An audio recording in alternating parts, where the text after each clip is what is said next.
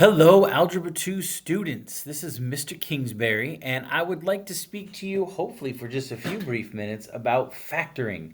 We're going to look at two types of factoring. The first is factoring out the GCF. Now, hopefully you recall from our last video that the GCF stands for the greatest common factor.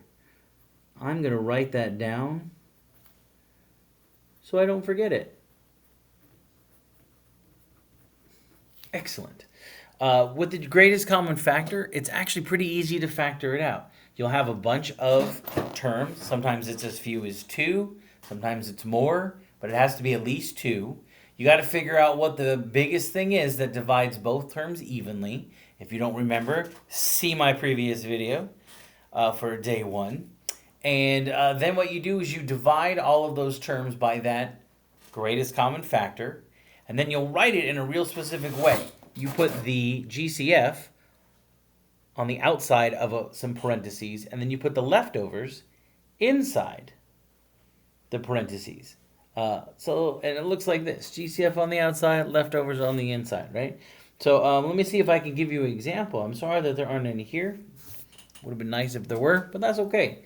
What if we had, say, I'll just give you a nice easy but challenging one. Let's say we have 6x cubed plus, how about 15x squared, like that. And remember, we like our polynomials in order from the greatest exponent to the smallest, right? Descending order. So first thing I'm going to do is look at the numbers. What's the biggest thing that divides 6 and 15? Well, I don't know. So I'm going to do like we talked about in the last video. I'm going to take the smaller of the two, 6, and I'm going to write out all the things that divide it. So 6 is divisible by 1, 2, 3, not 4, not 5, but definitely 6. And then I'm going to decide which of these divides 15. And I'm going to start with the biggest. Is 15 divisible by 6? Nope. Is 15 divisible by 3? You betcha. So that's going to be the number part of my GCF. So I'm going to write that right here. And then I'm going to go ahead and write it underneath. You'll notice I put little division lines underneath because that's what you're really doing. You're dividing each of those terms by the GCF. It is essentially undistributing, excuse me. It's kind of what it is. And then we talked about with the variables, you just go with the smallest exponent. In this case, it's 2. So we'll do this. And then we actually do we'll put that here as well. So my GCF is 3x squared. So I'm writing it here. And then inside the parentheses, I will write what is left over when I have divided 6x cubed by 3x squared. No big deal. 6 divided by 3 is 2. And if I have 3 x's and I get rid of 2, 3 minus 2 is 1. So I have x to the first. And then I bring down the plus. 15 divided by 3 is 5. And then I've got 2 x's. I'm getting rid of 2 x's, so that means none are left. So I don't have to put any x's here because there aren't any, which is nice. So when I have factored out the GCF, I've got the GCF on the outside, 3x squared. On the inside are the leftovers. Now we do that for one huge reason, and that is because it makes our future life easier. What you're going to see here in a second when I talk to you about factoring quadratics, and I'm going to use a different method than this, is you can use the method that I'm going to share with you, and you will get parts of the quadratics. For some of them, you'll factor them just fine, no problem. But if there was a GCF to begin with, and you don't factor that out, while you will get the two parts just fine, you'll be missing another factor. And that, when you're solving, could cost you one of your answers. And it could be an important answer. If you're trying to solve to figure out some important solution to some problem in the world and you don't have that extra number, you may not be finding the answer that you need. So let me see if I can help you out with this. I'm going to skip this. You're welcome to use it, look at it. If you understand it, great. But I'm going to do a method that I like to call the what do you call that? The roller coaster method. Phew, all right. And I apologize for these weirdo symbols. These are actually all Greek letters right there. We thought we'd be a little fancy schmancy and use those. I'm just going to go back to x each time. So let's start simple. Let's start with number 1 here. All right. And I'll use an x instead of this. I think this is a lambda. Don't quote me on that. So let's start with number 1. We got x squared plus 5x plus 6. So the roller coaster method works like this. First things first, check and see what the number is next to x squared. As long as it's a 1, which is what this is, if there's not a coefficient written out for you, we assume it's 1, which it is in this case. In that case, this becomes very simple. Okay, I'm going to write out my 2 binomials, and you're probably going, by what? Hold on. I should probably explain, and let me do it off to the side here. You may recall from Algebra 1 that we can multiply polynomials. Just a quick primer, a single term is a monomial, 2 terms is a binomial, 3 terms is a trinomial. Anything bigger than that is just a polynomial. If you have 2 binomials, two-termed polynomials, and you multiply them, you'll end up with 4 terms. Now, what a lot of people do is they multiply the first thing by the first thing, and the last thing by the last thing, and they go, I'm done. You're partially done. You certainly want to multiply x and x and get x squared. And you absolutely want to multiply 1 and 2 and get 2. But you also need to multiply x and 2, which is 2x, and 1 and x, which is 1x. So if there's 2 terms here and 2 times here, 2 times 2 is 4, you should end up with 4 terms. This is called the, what do we call that? That's the not PEMDAS, FOIL method. I prefer to FOIL is only good for a binomial times a binomial, and really you can use this same idea for any polynomial times any polynomial. We'll actually get into a whole unit on this later in the year. I just wanted to remind you that this is where quadratics come from. You multiply a binomial and a binomial, you end up with 4 terms, and then I would point out that these in the middle are like terms. 2x's plus 1x is 3x. So that's where it comes from. When we're factoring, what we're trying to do is take these quadratics and figure out what were the 2 things we multiplied to get them. So here's how we're going to do that. Let me get back to my example. So if the coefficient of x squared is 1, which we got here, then this becomes very simple. I'm going to write out my 2 binomials. What multiplies to give us x squared is x and x. We'll always start like that. Before you do anything else, write that out. Then what we're going to do is this. We need to think of 2 numbers that multiply to 6 and add up to 5. Multiply to 6, add up to 5. Now, if you're not sure, you can make a little t-chart. What multiplies to 6? Whoops, right there. 1 times 6, 2 times 3, 3 times 2. That is the same. So when you start repeating yourself, you know you're done. Which of these then adds up to 5? That would be 2 and 3. So I'll put 2 here and 3 here. And then you got the signs. How do we deal with the signs? Well, this one always goes with the bigger of the 2 numbers. 3 is bigger, so 3 gets the plus. This sign tells you if the 2 signs of the binomials are the same or different. This is a plus, which means these will be the same sign. We know one is a plus, so this other one is a plus. If this was a minus, then these would be different signs. This would be a plus, this would be a minus. In this case, we're done. That's all you have to do there. There's nothing else. So let me see if I can find another one for you before I make it a little bit more difficult. How about number 8? I'm jumping around a little bit here. Here's number 8. And instead of this funky e, I don't even know what that is. I honestly don't. I'm just going to call it x squared plus 9x minus 10. Once again, is there a 1 in front of x squared? Not so much. So I can write out my 2 binomials. X times x is always x squared. So I can write out x and x. What are 2 things that multiply to 10 and subtract to 9? So let's see. What multiplies to 10? 1 times 10. 2 times 5. 3 doesn't work. 4 doesn't work. 5 and 2. Oh, that's the same thing. So I'm done. Now we need to subtract. And I always just go biggest minus the smallest. 10 minus 1 is 9. That's what we want. Right? Needs to multiply to 10 and subtract to 9. 10 minus 1. So I'm going to put a 10 here and a 1 here. The sign in front of the linear term goes with the bigger number. 10 is bigger, so it gets the plus. This tells me that the signs need to be different. So if this is plus, this needs to be minus. I want to be really, really, really clear because it looks like what I did was just move these two in front of each of these. I did not. That's not what's going on here.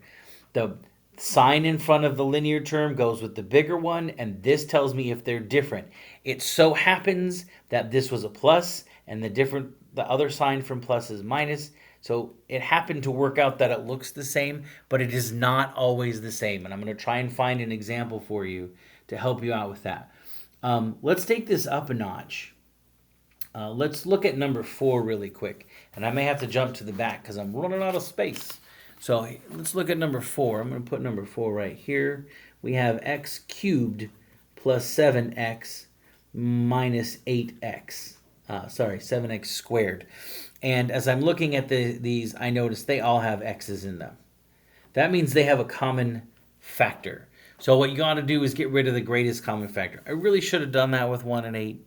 I didn't because I wanted to start off kind of simple. But really that should be your first thing is, do these have a common factor? Well, they're all divisible by x. This is technically x to the first. Right? We go with the smallest exponent. So I'll write x to the first out here. And then inside, I'll write what's left. So x cubed divided by x to the first. 3 minus 1 is 2. Plus 7, we're not dividing by any numbers, so it just stays 7. And then for the x's, 2 minus 1 is 1, so x to the first. And then here we got subtraction. We're not dividing the 8 by anything, so it stays the same. 1 minus 1 is 0, so those are out. So after I've factored the x out, I have x squared plus 7x minus 8. Now I can use my roller coaster method. So I'm going to write my two binomials. X times x is always x squared. And let's do the roller coaster. So two things that multiply to 8 and subtract to 7. Let's see. What multiplies to 8? 1 and 8, 2 and 4, not 3, 4 and 2, but now I'm repeating. So which of these subtract to give me 7? It looks like 1 and 8. The plus goes with the 8 because it goes with the bigger one. This minus means that the two signs of the binomials must be different. So the opposite of plus is minus. And then here's that extra part I was talking about earlier. You can use the method that I'm showing you here to come up with these two binomials. But if you didn't factor out the x, you'll get here and you'll be mostly correct. This x that we factored out, that's one of the factors as well. That's my final answer. Now I need to show you one other thing. I probably need to show you two more problems. So let me do that with something that will challenge us just a little bit. How about number 3? I'm going to flip over to the back page here. We got 2x squared minus 1x minus 3. And some of you may go, what do you mean it's 1x? Well, 2x squared minus x minus 3. If there's not a coefficient, remember, we can assume it's 1. So let's go back here. And first of all, do I have a greatest common factor? Well, they don't all have an x, so they don't have any x's in common, at least because this one doesn't, they don't. And then our numbers are 2, 1, and 3. The biggest thing they're all divisible by is 1, right? If I go with the smallest number, that would be 1. The only thing 1 is divisible by is 1. So the greatest common factor here is 1. Now, you might remember from the previous video, I said sometimes you run into situations where the greatest common factor is 1, and that's boring. It's very boring. This is one of those cases. If the greatest common factor is 1, we don't have to worry about it. So let's move on to the next part. Now, I told you when we're doing the roller coaster method, first thing we got to have is a 1 coefficient in front of the x squared. We don't have that here. We have a 2. So I'm going to do something a little tricky. There is a mathematical reason why this works. Just trust me. I'm going to take the 2 and I'm going to multiply it by the 3. So I take this value, the x squared coefficient, multiply it by the constant. And I'm going to rewrite this as x squared minus 1x. That hasn't changed. I've just dropped the 2. And 2 times negative 3, if you will, is negative 6. Or minus, and then 2 times 3 is 6.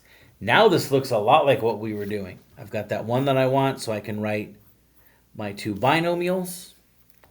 X times x is always x squared. And then I need to know what are 2 things that multiply to 6 and subtract a 1. And once again, the only things that multiply to 6 are 1 and 6 and 2 and 3. 6 minus 1 is 5. That is not what I'm looking for. I need to subtract negative 1. 3 minus 2 is 1. So I'll put a 3 here, whoops, and a 2 here. That's supposed to be a 2. The bigger of these two, 3, gets the minus. And then this minus says they must be different. The opposite of minus is plus, so this one is plus. This is showing you what I was trying to get at before. You don't just copy the signs. The linear sign goes with the bigger of the 2 factors. The other sign tells you if they're the same sign or not. This says they're different. So you'll notice I didn't write negative and negative. I copied this. I will always copy this in front of the big one, and then this will tell me if they're the same or not. So this is looking really great, but we have an issue. When we started out, there was a 2 in front of this x squared. Right now, if I multiply x and x, I get x squared. If I was done, I could multiply these 2 things and get 2x squared. That's not what's going to happen. I need a 2 in front of one of these things. So let me show you the rest of this little trick. Remember how I multiplied the 2 with the 3? Well, now I need to do the opposite of multiplication and divide it out. So I'm going to divide just the numbers, not the x parts, just the numbers by this original thing that I multiplied in. And then I want to simplify.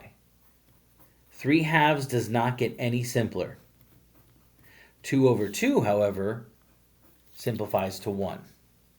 And once I've done that, once I've divided and simplified, if there is still a denominator, I will simply move it back in front of the x. It's between the parenthesis and the x. So this would become 2x minus 3. Now if you multiply this, you'll get 2x squared minus 1x minus 3. That's my final answer. Now let me do one more just to put all of it together. Let me grab one off the front here. I want to make sure it's a good one. I also want to make sure it's not too big of one. But, you know, we can be challenged a little bit, which is not necessarily a bad thing.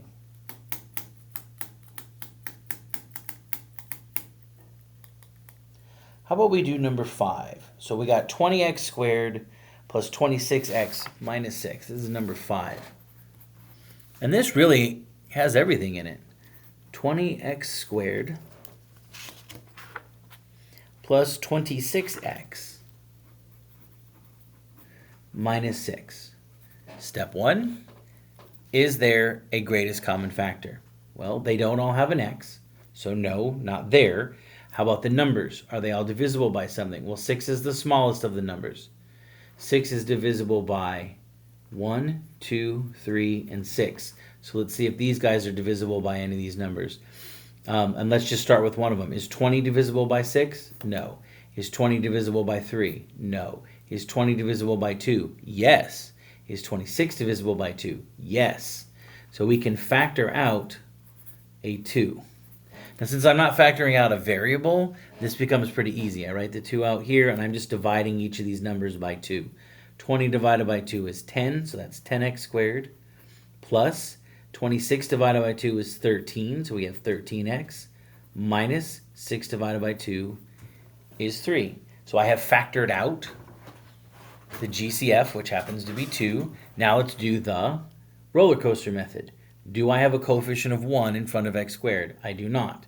So I need to multiply these and we'll rewrite it. So 2 times x squared plus 13x minus 10 times 3 is 30. Excellent. So now I can write my 2, and then I can write my 2 binomials. X times x is x squared. I need 2 things that multiply to 30 and subtract to 13. This is going to be a little bit more challenging because 30 has a few more things that multiply to give you 30. 1 and 30, 2 and 15, 3 and 10, 4 does not work. 5 and 6. 6 and 5. And oh, look, I'm repeating myself, so I'm done there. Now, which of these subtracts to 13? 30 minus 1 is 29. 15 minus 2 is 30. Bingo. So we'll put 15 first and 2 second. By the way, you don't have to put the bigger of the two factors first. I do that naturally. That's a personal choice. You don't have to if you don't want to. Let's see. Then for our signs. So our bigger one gets a plus. The smaller one will have the opposite of plus, which is minus. We're almost done, but remember, we multiplied a 10 in. So now we have to divide that 10 out. In this case, both fractions reduce. 15 over 10, these are both divisible by 5. 15 divided by 5 is 3. 10 divided by 5 is 2. And then 2 and 10 are both divisible by 2. 2 divided by 2 is 1. 10 divided by 2 is 5. So interestingly enough, they both have denominators left over, which I will write in front of the x's. So copy in the 2. This becomes 2x plus 3. And then this becomes 5x minus 1. Honestly, it does not get a whole lot more harder than that. The only way I could have made that harder is if our GCF included a variable.